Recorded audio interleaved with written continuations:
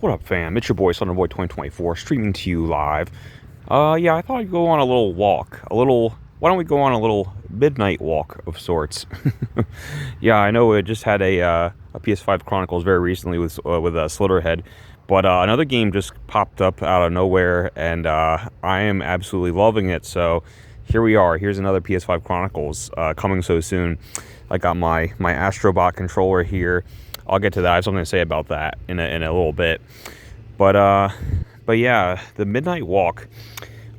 This is a rare case where I'm always so behind on video games, but there was a state of play a couple months back where they announced the Midnight Walk, and this is one of the rare games where I've been following it since it was announced, and I've been waiting. I was waiting, like, I knew the day that it came out, and I was ready. Unfortunately, at least so far, no physical copy.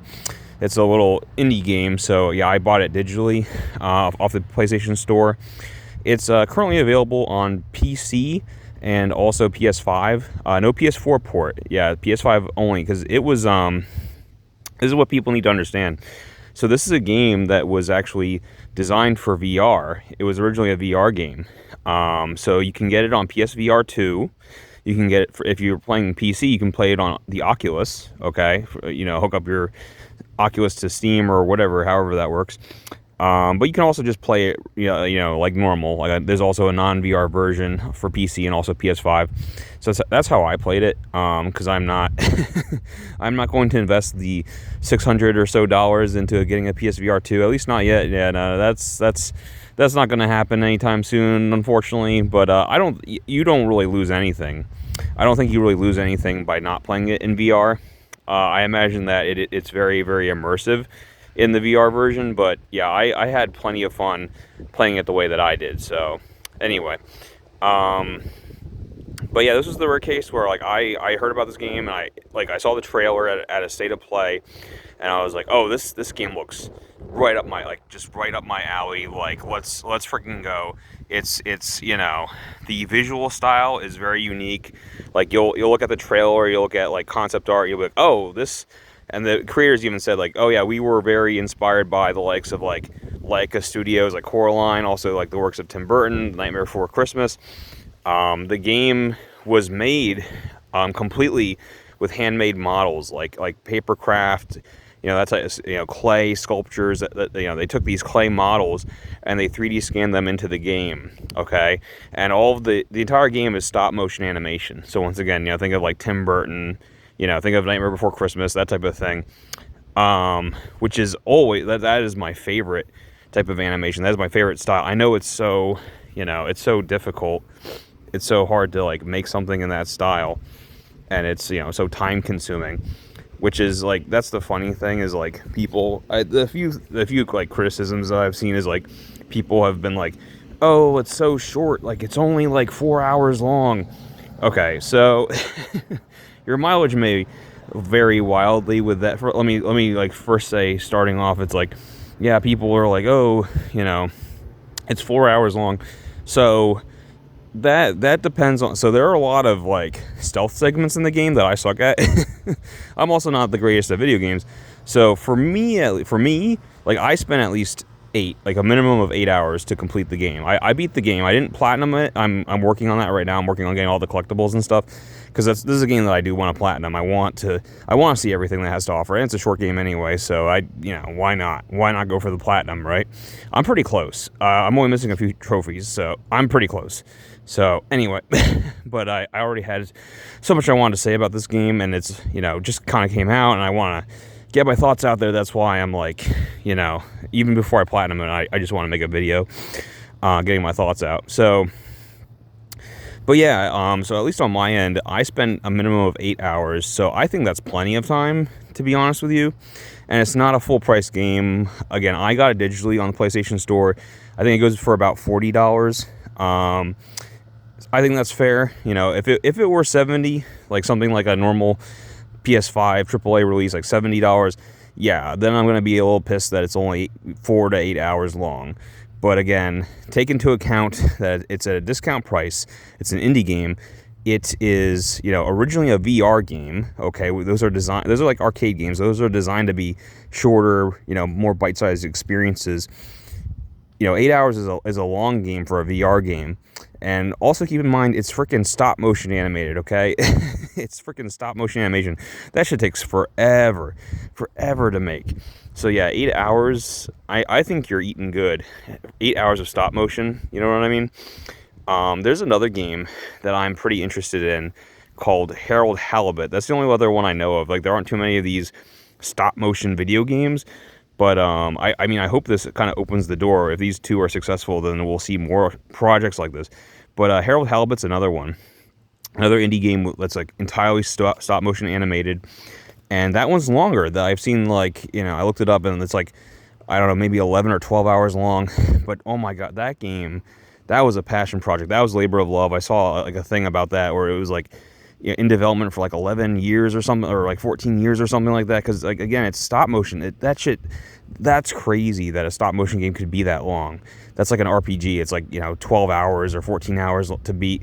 That's crazy that game is in stop motion. You know what I mean?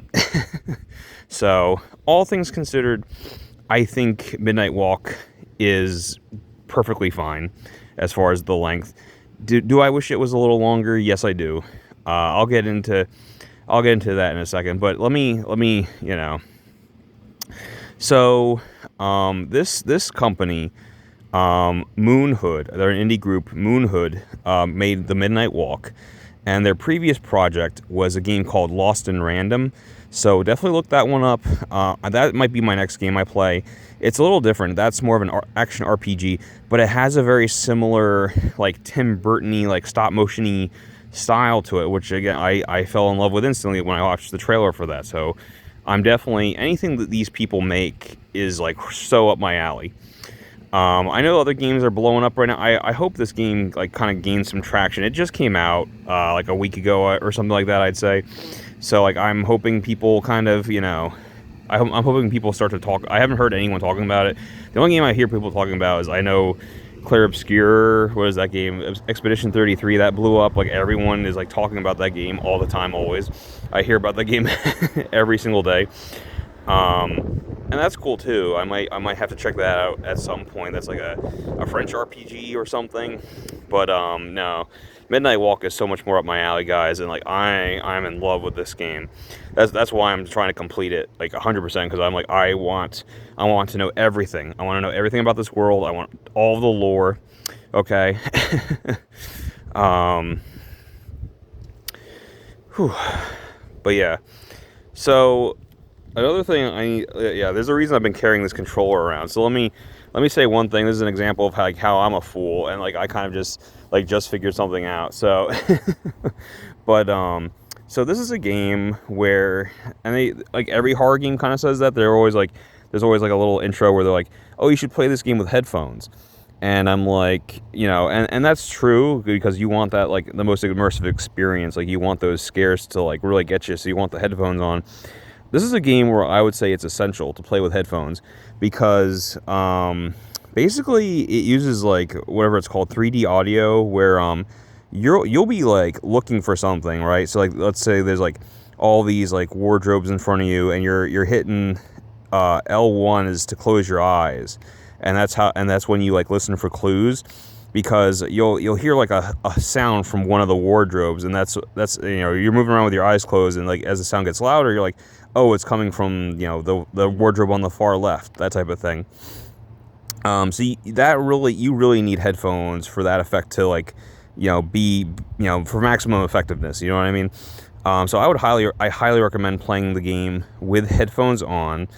And I was like, doodling around, because I'm like, oh, well, like, what do I do? Like, I mean, I have headphones, but like, I'm used to like, plugging them into my PC, like, where do I plug them in? And it's like, there's no jack on my TV, there's no jack on my PS5.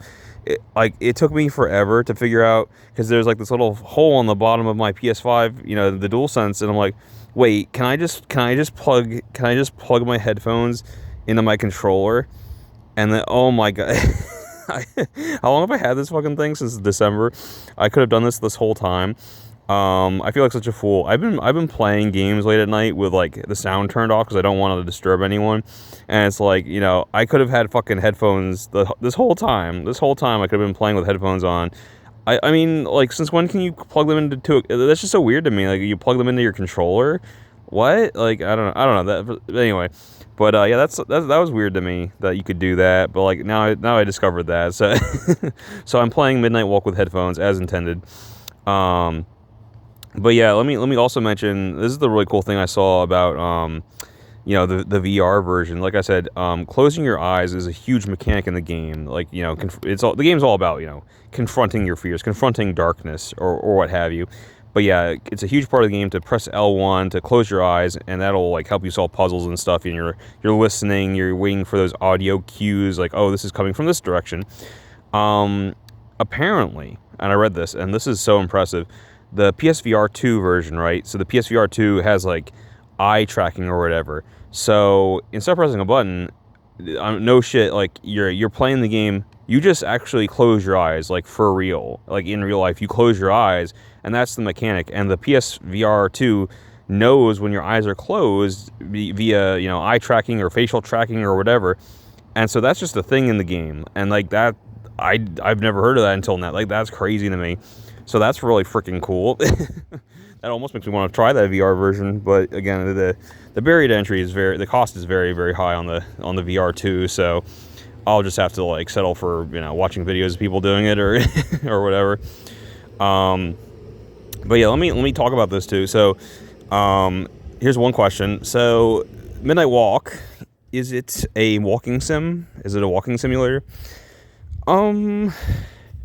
Yeah, I guess you could say that. I mean, I don't always like that term, because again, it's like you hear that like I hear that term like 99% of the time I hear that term used like negatively or pejoratively. You know what I mean? It's like, it's an insult. It's like, oh, what's this game? Oh, it's just a walking sim. Like, all you do is walk.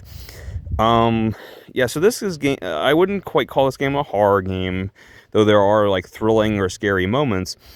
It's an adventure game. It's a cozy adventure game. It's a game about the atmosphere, and yes, you're on this midnight walk. You're on this journey where you walk a lot and explore, and you listen to dialogue, and progress the story.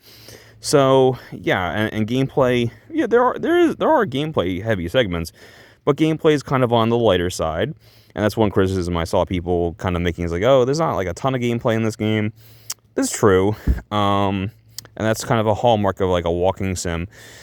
Walking sims, to me, I always think of, like, if you've heard of the game Firewatch, where it's like the whole game is like you're walking around this park and you have a walkie-talkie and you're talking to this other person and you're exchanging, dialogue, like, kind of like even flirting or whatever, and you're like talking and like exchanging bits of lore. And that's kind of the game. There's not like a whole lot of gameplay or game, So, Midnight Walk. Yeah.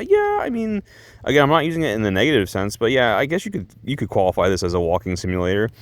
But not every game has to be an action-packed Gears of War. You know what I mean? Like, I like these like slower paced, like cozy games. Sometimes, it's all part of a balanced breakfast. You kind of need both. You need your Halos, but you also need to play a game like this every once in a while. Just kind of chill and like experience the story and appreciate the gorgeous stop motion animation, man. But let's get into the story. So this game is amazing. This game is getting such good reviews, like 8s and 9s across the board. Me personally, I'm gonna give it a 9. I'm gonna give it a very strong 9. The reason I don't give it a 10, I have a few qualms. I have a few like little nitpicks that I'll get to. But it's still a huge recommendation from me. Even the non-VR version, I don't think you lose anything by not playing in VR. But yes, I've kind of danced around the story, haven't I? And I don't want to spoil like everything, but okay. So what's interesting to me is I was thinking about this. All of you Soulsborne people, all of you Dark Souls fans, right? This might appeal to you, even though like this is not an action-heavy game. Story-wise, this might appeal to you, like lore or like premise-wise. So in Dark Souls, right, isn't the whole thing like you're like the whatever the the roasted one or the the kindler or something. Like you're the one. You live in a world of darkness. Everything's screwed. Like the light has gone out in the world, and you're the one who has the light.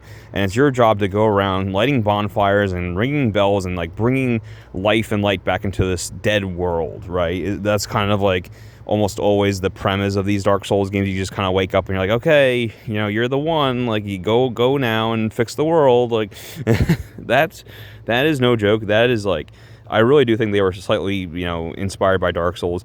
The Midnight Walk, yeah, you are the burnt one. You are the burnt one, and you wake up and the sun has literally been extinguished. The world's in darkness. There's all these horrible creatures walking about. And it's your job and you get a little companion, this cute little pot named Pot Boy, and he you light his fire, and he walks around with you, lighting your way, and you attempt the Midnight Walk, which is this long journey where you walk on foot, and you're approaching what's called Moon Mountain, this mountain that like literally leads to the moon, and that's where you reignite the sun once you reach that summit. And that's it. Yeah, you just travel with Pot Boy, bringing light and fire back to the world, and yeah, saving it from darkness. And to me, it's very, very similar to Dark Souls. And so I do think there's a little bit of cross pollination. Or I think some of the Soulsborne fans might like this game. I really do, because of like the dark tone and everything.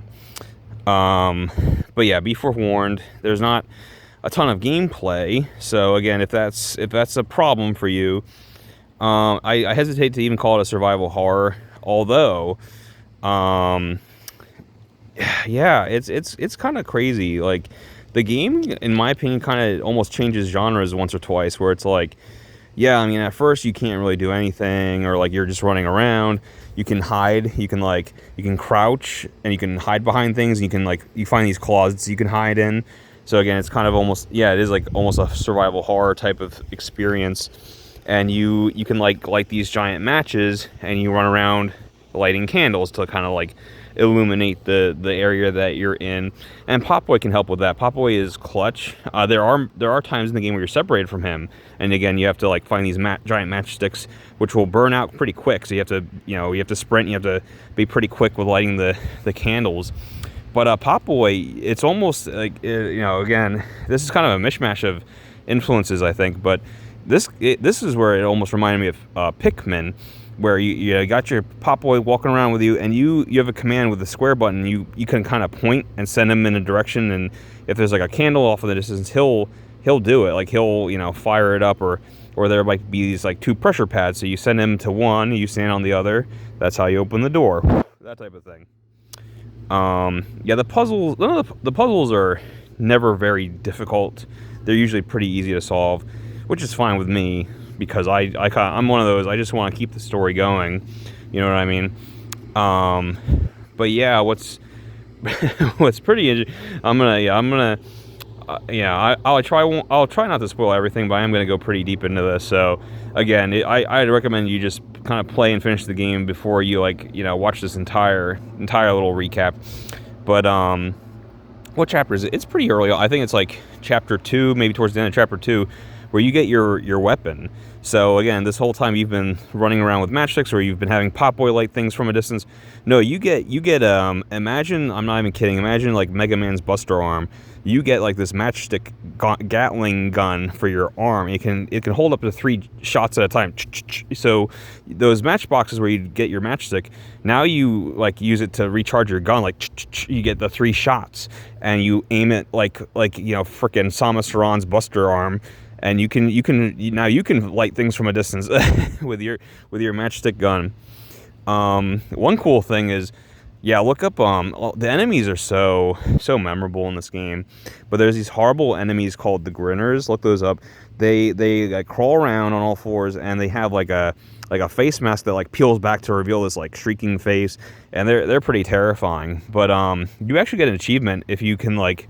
Again, the game's kind of about facing your fears. If you just like stay, dead on, like when it opens this mask and you pop it one in the face, you can't actually kill any of the enemies with your gun. Again, it's mostly for lighting candles, but you can shoot enemies and it'll at least knock them back or stun them for like a second. So like I did that and got an achievement for it. It's funny because I even I glitched one. I glitched a grinner, so it was like kind of stuck on a corner and I couldn't get away. And so I was just, and I happened to be right near a matchbox, so I was just like pelting it. I was curious if I could kill it, so it was stuck, and I was just pelting it with these, match bullets every time it opens its mouth, its mask plate, and then I would recharge my gun and rinse and repeat. And it was very, it didn't, I couldn't kill it. It was pretty satisfying though to just keep wailing on it. So like I did that for a while just to kind of blow off some steam, and it felt pretty good because you feel that knockback. You feel like, at least you feel like you're damaging it, but like, yeah, I couldn't kill it.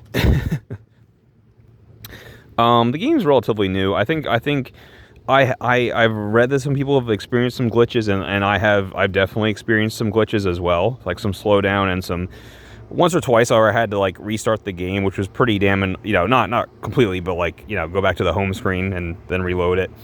There was definitely one, like, for me, all of the glitches happen when you're trying to like run into those closets to hide, because there's a mechanic where you can kind of peel back the door and like look from like left to right, and which is a cool idea. I didn't really use it too often, and I would recommend you don't play around with that too much, because that's what got me into trouble as far as the glitches. Because one time I like glitched into this cabinet and I was like halfway in, halfway out, and I couldn't leave, and I also couldn't trigger the monster to kill me because I was like half safe, and it was like this weird limbo state where and the game was just frozen. So I had to restart to the home menu.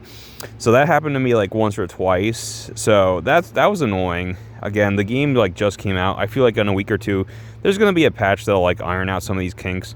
So I'm not going to like hold it too harshly against it, but at the same time it's like, yeah, just be forewarned if you do play it like in the next week or so. You might run into something like that. But yeah, and trying to think. So the game, like I said, it turns into like almost an FPS at one point, but the game is like very, very stealth heavy, because again, like you're always hiding from these creatures that you can't kill, that can, and they can kill you, and the death animations are pretty damn scary, where they'll throw you up into the air and like grab you and like break you, like so you're always on the run and hiding. So yeah, the stealth segments, the stealth element is very, very much present throughout the game. So if that's not your cup of tea, then yeah, sorry, like, I wasn't really expecting that so much. So I'm like, oh, and it's like brutal, like it's like really unforgiving. Like I'm trying to think. There was one segment that like I had me pulling my hair out, where, long story short, there's like this groundskeeper that's on like a watchtower of sorts with a fucking musket, and he's just taking pot shots at you, and you're like running from like a little parapet to parapet, and he's got like the searchlight, and like if he spots you, he shoots you and you're dead in one hit. And so you're just like trying to slowly make progress, and it takes so long. It takes forever. Like that's one of the, there were basically like 2 times where I was ready to like kind of quit and like throw down the controller and just, but like I was very interested in the story, so like that's why I didn't do that. But like no, I had my moments where I almost almost did. But yeah, you're gonna be like, I swear to God, it's like I'm like, he didn't see me. How did he see me? I swear to God, if you like stick one toe out from behind that parapet when he has like the searchlight on, he just shoot. It's so unforgiving in that section, and like I hate the part where you have to like activate the switch, and it'll like make these like cardboard cutouts like slowly move forward. So you have to like move alongside them, to stay out of sight, because like if you just stay in place, the cardboard will move and like you'll be exposed. So like I swear to God, I was doing that. I thought I had the timing right, but if you're just like a fucking fraction of, like again, like you're a fraction off, or your like little nose pokes out and he just shoots you dead. So like that really annoyed the shit out of me. The other segment that I thought was brutal, which happens even earlier, maybe it was chapter 2 or so. There's another segment. Oh my God, I hated this too. So like the whole thing is like you're in this like really frozen area, and Pop Boy's flame is going out, and you're gonna freeze to death. And that was one of my favorite death animations. Is like you slowly your HUD or whatever, you slowly see like the ice crystals. They get bigger and bigger on your screen, and it like clouds up your screen more and more. And that's how you know you're about to die. So you have to always be either near an open flame or near Pop Boy, who himself is an open flame. You know what I mean? But you're basically running from little hiding spot to hiding spot, and you're timing it because there's these constant like Arctic blasts of wind, like a boom. You know, you just kind of like listen to the music, you time it to the beat because it goes boom, and that's when you know, okay, we're gonna run real quick to the next, hotspot. And again, it's so unforgiving. Like if you're like a second too early before that, Arctic blast animation is done, you and Pop Boy will run straight into that, and you'll instantly freeze and die. It gets really frustrating because you have to do it multiple times in a row. And again, I was ready to throw down the controller. That section was so brutal. So I don't know necessarily agree with people. There's a lot of people who are saying like, gameplay was too light or like the game was too easy. I saw that a lot. And I'm like, yeah, I struggled quite a bit, especially with those stealth segments. So I don't know if the game was too easy at all. I wouldn't say that at all, actually. And all the collectibles are cool. I like that they added that. So you're always going around, like you pick up these conch shells and you'll listen to like these audio recordings that give you these. That was like the most important one, I think, is like you're getting these very important lore drops. So if you like run past the shells, I don't know, bro. I mean, I know some people don't want 100% it, but like at the very least, I would collect all of those because those provide such important story details. You need those. You can collect little record discs to play different tracks from the game soundtrack. You can collect little clay figures that you can look at in 3D. Like that's really cool.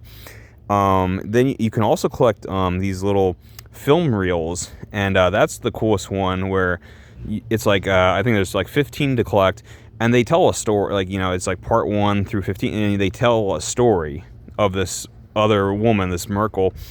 And I love this. I love any game that does this. So basically, at a certain point in the campaign, you'll come across this living house named Housey.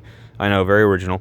But the house, it belonged to the Merkel from the story that you slowly uncover, and just so you know. But yeah, the house comes to life. It literally sprouts little legs, and it walks along, and it follows you on your journey, which I'm almost certain was a Howl's Moving Castle reference. I really appreciated that. But yeah, like Housey is your traveling base of operations, and I love any game like this. Like there's plenty of examples, but I love any game like this where you have like that base that you can always return to. Like you can return to Housey at any time from like the main menu even, and that's your headquarters. That's where you like looked at all of your collectibles. You can put on the music and like listen to it while you do other stuff. All the records you've collected. You can listen to the conch shells. You can look at the clay figures. And there's like a little mini projector set up, and that's where you play the different film reels to tell this story of the Merkel setting out on her adventure. And that's where you collect the 15 film reels. And the game's very good about telling you like, oh, you're missing this one, and it can be found in this chapter. And like once you beat the game, you unlock like the chapter selects, and so you can go back to different chapters and collect, finish your 100% completion run. That's what I'm doing right now. So the game definitely helps you out with that, which I appreciated. But yeah, like I love any game like that where you have like the base you can return to. And I also love that element of like, I haven't seen it too often. I'm struggling to think of like the last time I saw it, but basically any game that does this where like in this example, you're collecting these story bits, like you're on your own, but you're collecting these little story bits about this other character, the Merkel. And wouldn't you know it, you do cross paths with her at the end of the game. So like it's like you've already built this up. So it's so epic when you finally meet this character in the game that you've already heard so much about. You've been collecting all of these like little video clips about her, and now you get to meet, you know what I mean? Like I love moments like that where it's like, oh shit, like now I'm like actually meeting you for real. I've heard so much about you. I love any time you have a moment like that in a video game. But yeah, like there's I think my favorite chapter, once you get to, I mean, they're all pretty damn good. They all get pretty emotional at times, but yeah, I do think chapter 3, I think it was, the one with the matchstick thief or the matchstick girl, her story is very sad. You're basically going around, you go to her like kind of, the cemetery, you go to her grave, and there's bones missing from her skeleton, and the whole thing is like you go through the level finding them, like, you know, getting her arm back, getting her skull back, and putting them back in her grave to like kind of let her spirit rest. And you find out, you know, her story, like how she was killed in the first place, why she was killed. It's very tragic, it's very sad, but I loved it. It really got to me. Yeah, chapters 1 through 5 are all extremely solid. They're all, especially 2, I'd say 2, 3, 4, they're all very meaty chapters. My one piece of criticism is, yeah, I was, like I was saying before, I do think the game is a little too short. I got frustrated by those stealth segments quite a bit. And then, yeah, you'll see when you get to it, but chapters 5 and 6, I don't know why, they should have just combined that. Like, in my mind, there's just the 5th chapter. Like, 5, I don't even really know where 5 and 6 begin and end, you know what I mean? Like, to me, they're both kind of, because there's not a whole lot of gameplay in that section anyway, and it is just like from one scene to another, and you can collect a few things on the ground, but like you're not really doing much. That's when the game is at its most walking simulator-ist, you know what I mean? But yeah, that's where I do feel like I'm sure that they, you know, Moonhood, they had to meet some kind of deadline, and they're like, oh shit, like we really need to wrap this up, because again, chapters 2, 3, 4 were so meaty. Chapters 5 and 6, they are like, oh, we got to wrap this up, you know. They just feel really rushed, and it's a shame, because like the game was like really taking its time up to that point, but 5 and 6 are so short, and they just like, oh, we gotta, you know, let's just wrap it up, like, you know. So that, I didn't love that. The game has 2 different endings. That was kind of wild when I found that out. So yeah, without, you know, really getting, you know, so you get to the end of the game and you're given a choice. You can do one thing or another, and well, actually I went back and got both, but the first ending I picked, basically I chose the choice where, in so many words, like, you're going to talk to an NPC at some point in the game, and he'll basically tell you, he's like, yeah, I mean, I know your mission is to reignite the sun and bring light back to our world, but like, we still have the stars. Like, isn't that good enough? Like, we can just use their light. It's not, you know, the brightest, but like, it's enough to like kind of get by. And like, you know, so like I do feel like that was almost the message of the game, where it's just like, or that was like kind of the lesson that the one ending I chose is teaching you, where it's like, well, you know, why not just accept what you do have, or what you have been given, and make the best of that? You know, it's not, you know, perfect, but it's never gonna be perfect. So like, why not just make the most of what you do have? You know what I mean? It's like, oh, we still have the stars, like, let's just use their light to guide our way, you know, that type of thing. I really like that. I like both endings, and I'm curious which one people think is like the good one, or the, you know, the canon one, or whatever, you know what I mean? Yeah, I don't know, I loved it. I'm very curious if Moonhood is gonna, you know, add, they've already said there's gonna be like updates and stuff, but like I'm very curious if there's gonna be like DLC in the future, or if they're gonna do another game like this, or I know they're already working on a sequel to Lost in Random, so that's gonna be their next game actually. But like, after that, I don't know. Like, I hope, like I said, I hope we get at the bare minimum, I hope we do get a physical release for this game for Midnight Walk, and then, yeah, hopefully maybe DLC, like some sort of added content. Maybe they can flesh out. Maybe they can add a 7th chapter, or like flesh it out. You know, just a little bit at the end. That's what I want. That's what I want. But yeah, I'm trying to think. Yeah, if they could have like just varied it up a little bit more, like they were doing such a good job of like, oh, now it's a walking sim, now it's a stealth game, now it's a survival horror, now it's kind of like an FPS, like you're hitting targets with your buster cannon, you know. Yeah, maybe they could have like one more, like, I don't know, like add like a segment where it's almost like freaking a Diablo dungeon crawler or something. I don't know. But yeah, it's a really fun ride. It's a wild ride. I highly recommend you buy the game this weekend as soon as you can, because I want this game to do well. I don't know how well. It's certainly no Expedition 33. I wish the game was doing as well as that game.